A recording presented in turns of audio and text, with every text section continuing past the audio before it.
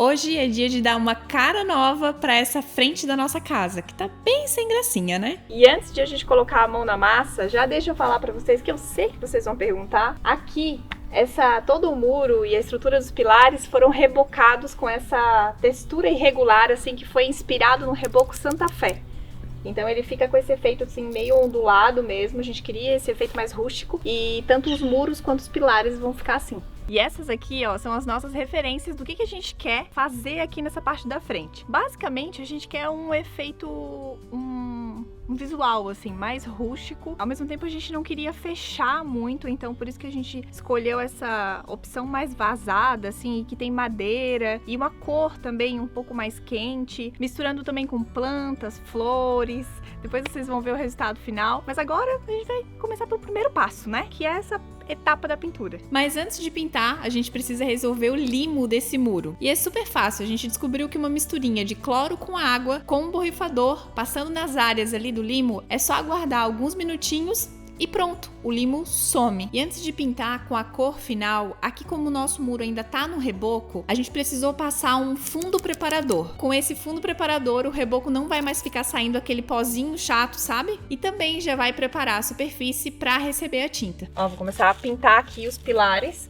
E a tinta que a gente vai usar para os pilares vai ser uma tinta emborrachada. A tinta emborrachada é ótima, porque ela protege bem. Evita também mofo, cria uma película impermeável e protege contra fungos, a própria entrada da água, né? Só que a gente não vai usar essa tinta em toda a estrutura, né? Nos muros, por exemplo, a gente vai usar uma outra tinta e depois eu vou explicar pra vocês por quê. E aqui uma outra dica é usar... tá engraçado esse rolo. O rolo de lã de carneiro, que ele tem essa lã mais longa. Porque normalmente, para paredes mais lisas, a gente usa esse rolo aqui, ó. E daí tá tudo bem. Só que como essa parede é bem irregular e ela tem vários furinhos e tudo mais, o rolo de lã longa alcança melhor e fica mais fácil, né, de fazer a pintura. Parece aqueles cachorrinhos todo peludo quando toma banho, sabe? Fica assim, ó.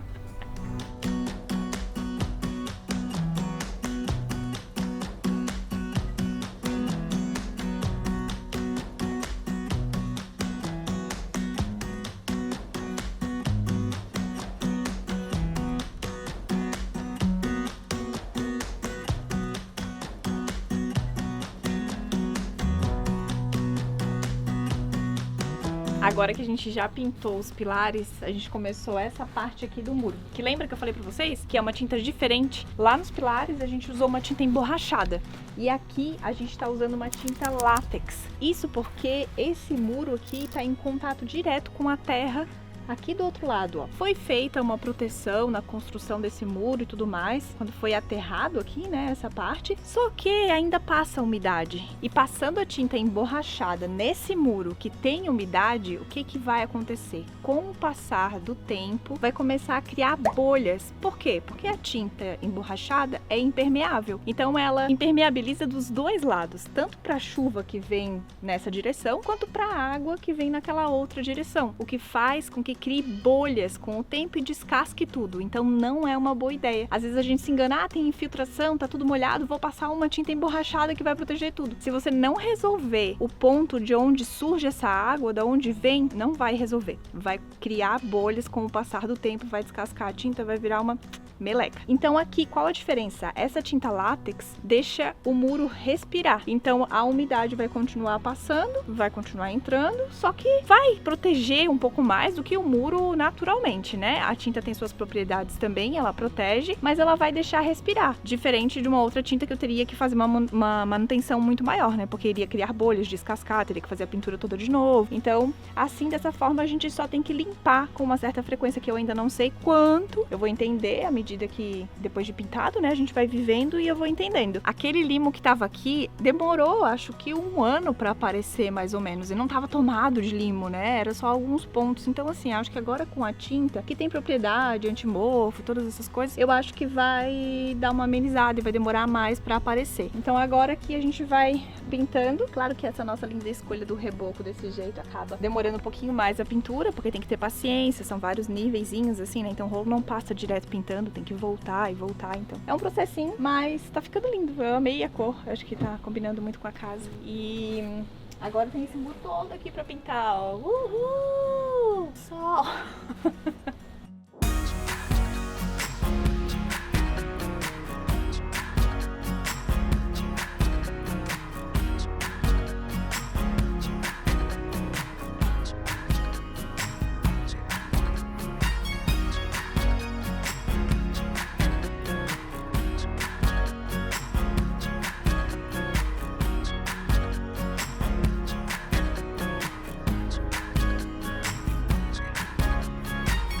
A pintura tá pronta, passamos 2 demãos, ficou muito linda a cor. Bem o que a gente imaginava, esse tom mais terra, marrom, assim, mas ao mesmo tempo não tão escuro, combinou muito com os outros acabamentos da casa. Ah, um outro detalhe aqui, ó, no topo desses pilares vai ter um acabamento que é aquele chapéu de muro, né? Que a gente... O ideal seria ter instalado antes da pintura, mas o nosso não chegou ainda, tá demorando um pouco, então a gente já aproveitou para adiantar a pintura e daí a gente vai instalar e fazer o acabamento de pintura depois. Agora a gente vai fazer a instalação então das nossas queridas cercas. Tcharam! E elas deram muito trabalho para ficar desse jeitinho. Olha só como que a gente fez. E para fazer a cerca, a gente reaproveitou as peças de madeira do nosso antigo deck, que para quem não sabe, ele teve que ser todo refeito e por isso essas peças não poderiam ser mais utilizadas pro deck. Então a gente decidiu fazer a cerca. Primeiro a gente cortou as peças de acordo com as medidas dos vãos entre os pilares e lixamos todas elas para ficar com acabamento melhor. E sim, elas são peças rústicas, são bem marcadas, mas elas também ficaram na chuva e no sol durante um tempo. Por isso a gente tá lixando só para tirar o grosso mesmo. Aí a gente fez todas as furações, as medidas e montou. E elas ficaram assim, ó, com 2 peças de 1,10 de altura em cada um dos lados e 5 peças ali na horizontal. Todas as peças medem 5 por 10 e a distância ali entre elas ficou de 15 em 15 centímetros. E para fixar, a gente usou cola e um parafuso bem grande ali pela lateral.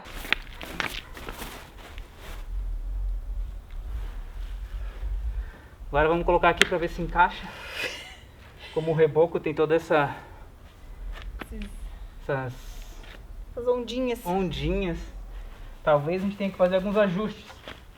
O treco é pesado, tá? Daí ali nas partes que estavam batendo ali no reboco, eu vou usar... Como é que é o nome dessa? Plana. Ah, da plana. A plana para dar uma desbastada e conseguir entrar direitinho ali. Daí a gente não vai ter problema.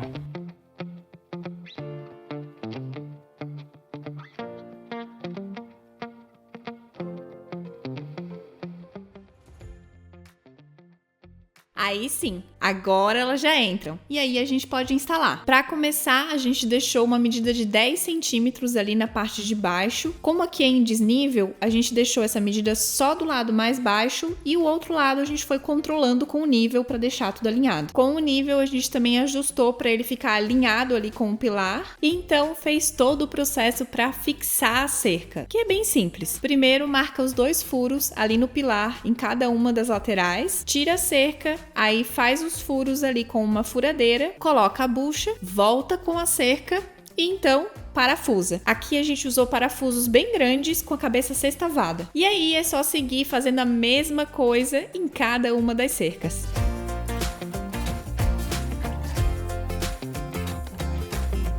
Agora a gente tem que instalar ali no topo dos pilares, bem aqui, ó. Aqui. Bem aqui, ó, essas capas de pilar. Elas são feitas de concreto e elas têm um acabamento bem perfeito, olha só. E elas vão servir como uma pingadeira. Deixa eu colocar lá.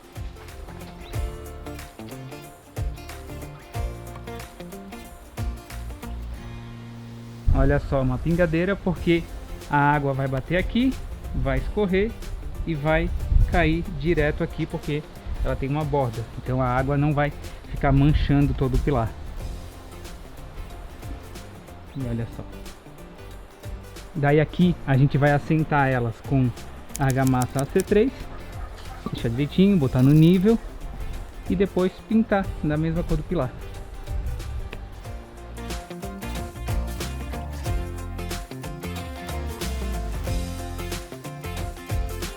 aqui nessa hora de fazer o acabamento com a C3 ao redor, ali embaixo da pingadeira, uma dica, usem luva, tá?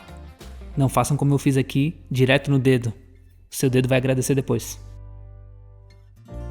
Daí, além das de 30 por 30, que foi que eu acabei de mostrar, que estão aparecendo aqui atrás, que eu já coloquei aquelas 3 lá, ó. Tem também essa daqui, maior, de 39 por 39, que daí vai ficar nesses 2 pilares mais robustos que tem aqui e que fazem o suporte para o portão do carro. Aqueles ali também são grossos, que é para o portão de passagem de pedestre, mas aqueles ali a gente vai fazer outra coisa depois. Outra coisa.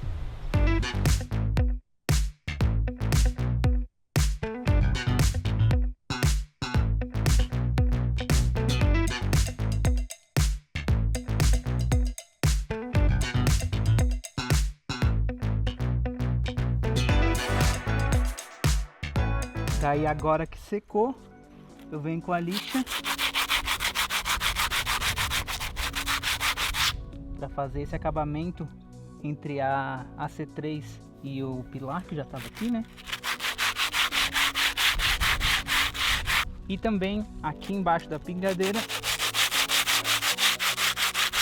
e aqui, ó, para perder esse serrilhado que ela tem.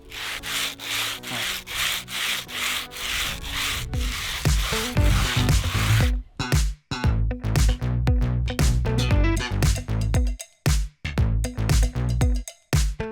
E finaliza pintando. Ó, ela tá pintando detalhe ali embaixo primeiro e por cima. Pro delírio de alguns, não vai ficar branco.